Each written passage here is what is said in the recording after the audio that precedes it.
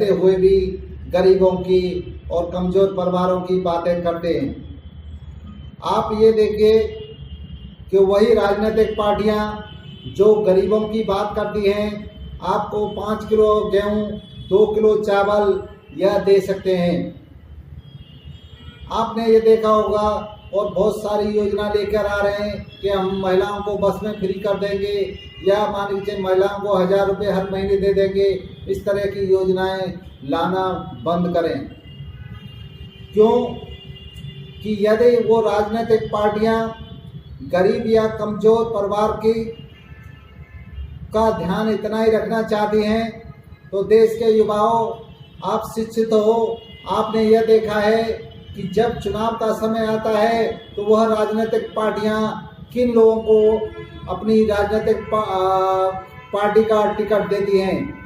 मैं देश की सभी राजनीतिक पार्टियों को चैलेंज कर रहा हूं, यदि देश की आप गरीबों की बातें करते हैं तो गरीबों को अपनी अपनी पार्टियों का टिकट देना शुरू कर दीजिए। आप बताइए कि कितना परसेंट आपने रिक्शे वालों को टिकट दिया, कितना परसेंट आपने किसानों को टिकट दिया जिनके पास में 2 या 4 बीघा जमीन है। कितने किसानों को देश में आपने टिकट दिया, कितने ये कि सब्जी बेचने वालों को दिया, कितने ये कि माने चलिए मजदूरी करने वालों को आपने टिकट दिया। इस तरह से जो गरीब व्यक्ति है, आप गरीबों के लिए बात करते हैं, पर जब टिकट की बात आती है तो आप करोड़ों अरबों रुपए लेकर के अमीरों को अपने चुनाव के टिकट देते हैं। या चुनाव में यदि आप गरीबों को टिकट देना शुरू कर दें तो ये देश की हालत अपने आप सुधर जाएगी और चुनाव में जितना भी खर्चा होता है वह खर्चा भी कम हो जाएगा।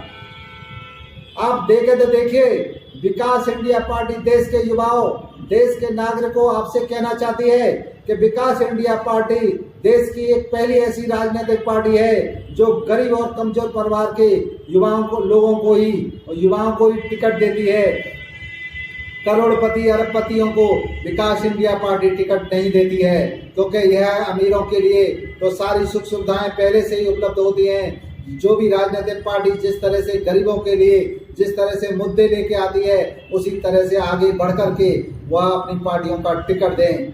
यदि देश में जो वर्तमान में केंद्र में जो सरकार है या उसकी मुख्य विपक्ष की पार्टी है, जिनके मुख्य विपक्ष की पार्टी का युवराज जो देश में यह है कि गरीबों के घर घर जा रहा है और रोडों पे यात्रा कर रहा है, यदि वह यह अपनी पार्टी को भी संभालना चाहता है तो वह गरीबों को टिकट दे, न कि अमीरों को टिकट दे। और देश की वर्तमान केंद्र सरकार यह बता दे कि माने चलिए वो कितने गरीबों को टिकट दे रही है।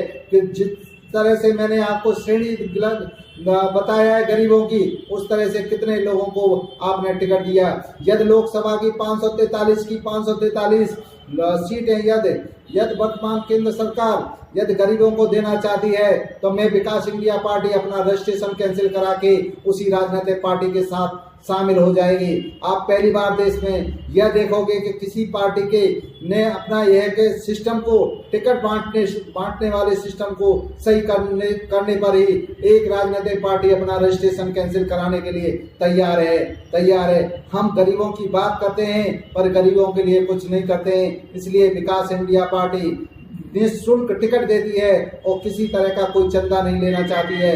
क्या इस तरह से देश की सरकारें, देश की पार्टियां करेंगी? जब पार्टियां करना चाहती हैं तो आगे बढ़ें। जय हिंद, जय भारत।